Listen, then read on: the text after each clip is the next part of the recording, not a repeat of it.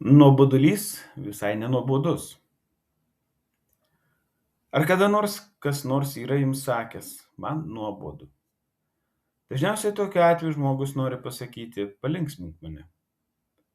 Taip, mūsų laimiai reikia kitų žmonių, bet savo pramogavimą ir nuobodulio bralaškymą patikėdami vien kitiem rizikuojame tapti priklausomi. Pajutę bent menkiausią nuobodžio apraišką, esame priversti kreiptis į kitus. Kaip rasti išeitį?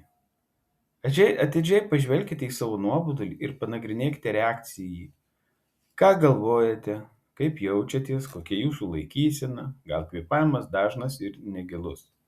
Sutelkite dėmesį į savo nuobodulį ir jums niekada nebebus nuobodu.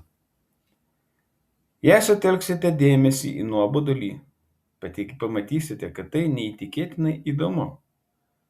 Džonas Kabat-Zinas.